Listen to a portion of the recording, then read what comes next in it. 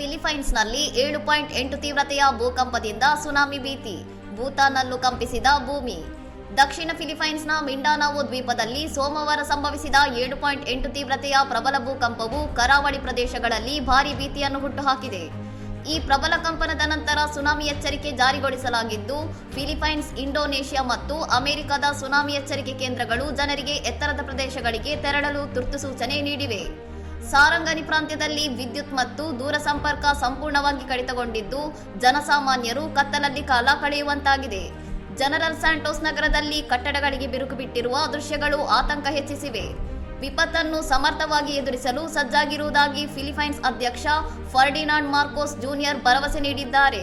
ಸದ್ಯ ಶಾಲೆಗಳನ್ನು ಮುಚ್ಚಲಾಗಿದ್ದು, ರಕ್ಷಣಾ ಕಾರ್ಯ ಭರದಿಂದ ಸಾಗಿದೆ.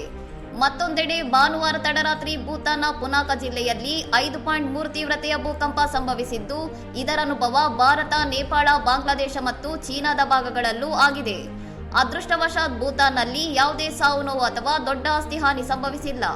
ಈ ಸಾಲು ಘಟನೆಗಳು ಜಾಗತಿಕವಾಗಿ ಭೂಕಂಪನ ಪೀಡಿತ ವಲಯಗಳ ಅಪಾಯವನ್ನು ಮತ್ತೊಮ್ಮೆ ಎತ್ತಿ ತೋರಿಸಿವೆ. ಇನ್ನಷ್ಟು ಸುದ್ದಿಗಳಿಗಾಗಿ ನೋಡ್ತಾ ಇರಿ ಸೌರಂ ಟಿವಿ.